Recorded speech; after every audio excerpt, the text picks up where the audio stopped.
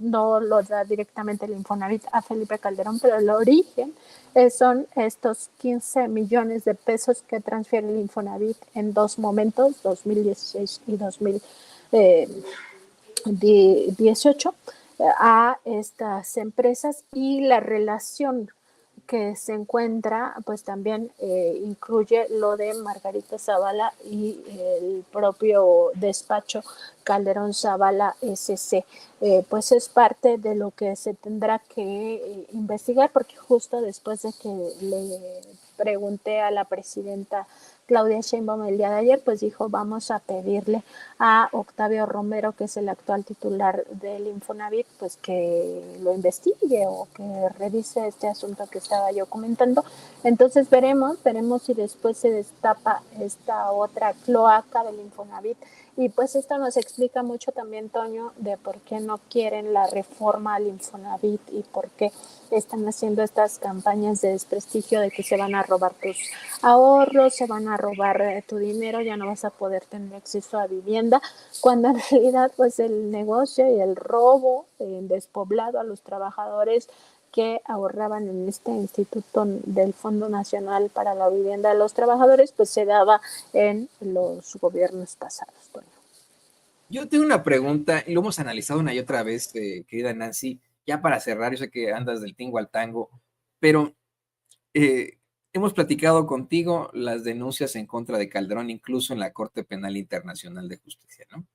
Hemos hablado de las investigaciones y carpetas que tendría abiertas en la Fiscalía General de la República por otros temas. Hemos hablado de cómo es que se podría destapar la cloaca, como bien dices, acá en Estados Unidos, si de pronto cantara su mejor amigo, Genaro García Luna, a quien meten a una cárcel muy difícil en la que se reportan constantemente torturas, situaciones muy feas para los reclusos.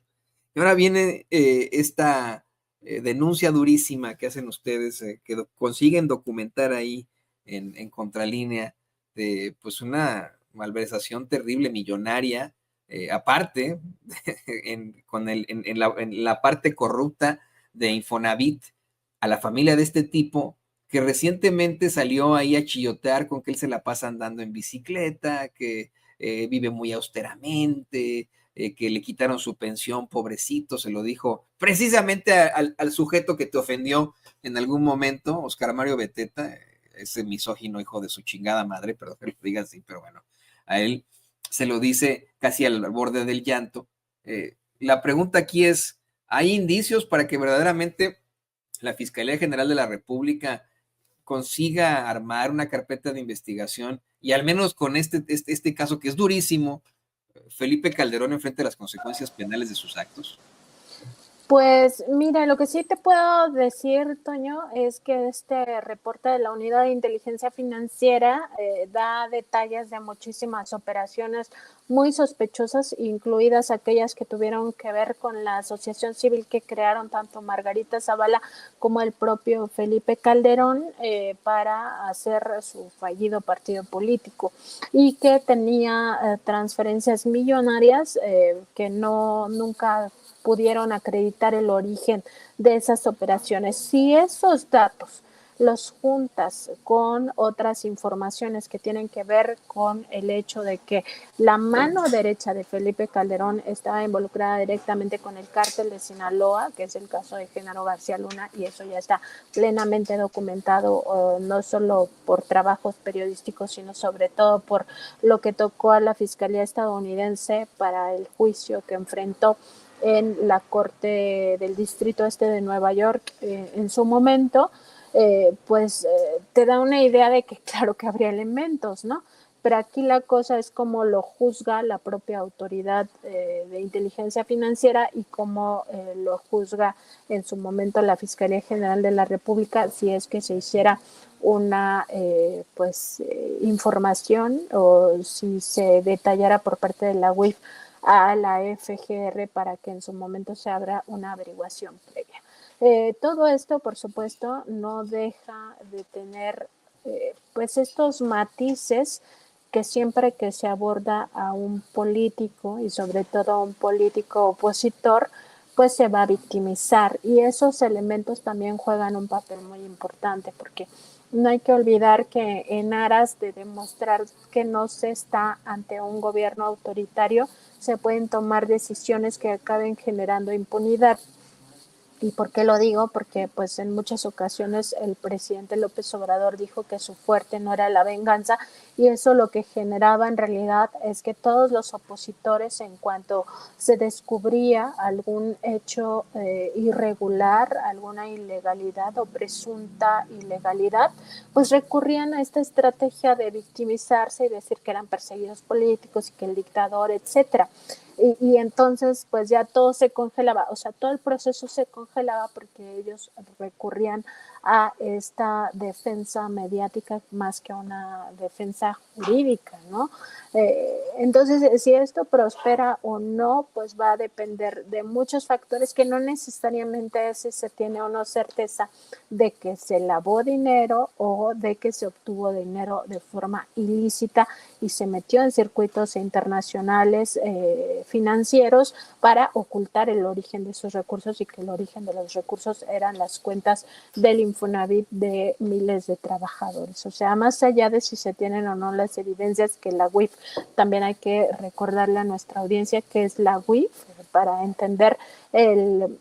digamos que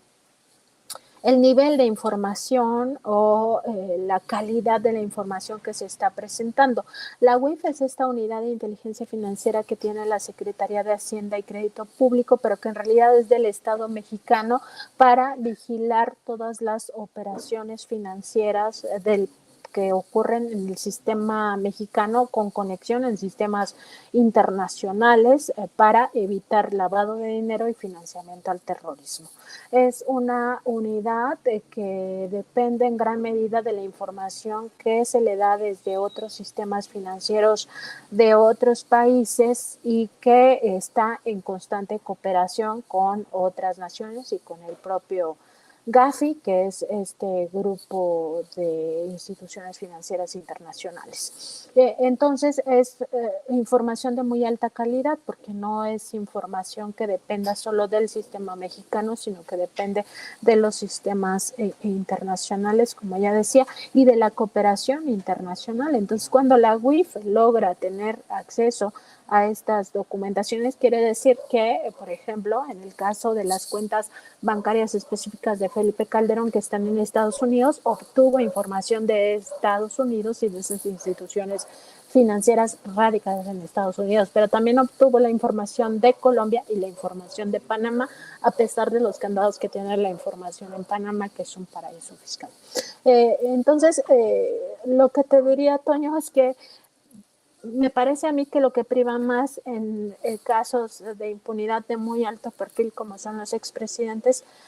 tiene que ver más con lo político que con la evidencia en sí. Porque pues es obvio que se van a victimizar y van a decir que hay una persecución y van a decir que hay una dictadura. Y pues justo para evitar toda esta campaña mediática, que nada más están esperando las corporaciones mediáticas a que alguien salga a decir eso para pues hacer eco y desprestigiar, se evitaría, pues, o sea, sería más por un tema político que jurídico. Pues qué interesante, qué bueno que se pueda representar de esta forma a los trabajadores. Vamos a ver en qué termina todo esto, querida Nancy. Mientras tanto, vamos a estar, como siempre, pendientes de estas investigaciones. Te pido, por favor, que nos compartas tus redes sociales para que la gente se ponga contigo, los busque ahí en Contralínea, revise estos contenidos que, mire, de verdad, son sumamente interesantes y que tienen todo el rigor periodístico. Ahí sí llevan siempre con mucha fuerza la verdad con justicia, querida Nancy.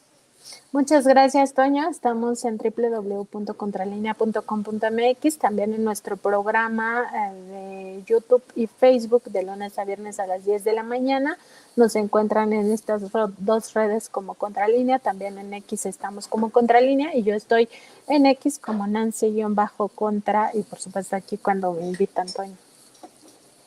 Pues siempre estás invitada, querida Nancy. Esta es tu casa, Sin Censura es tu casa, y ahí tiene usted a la periodista y corresponsal de Contralínea, la queridísima Nancy Flores, la mejor periodista de México. Muchas gracias.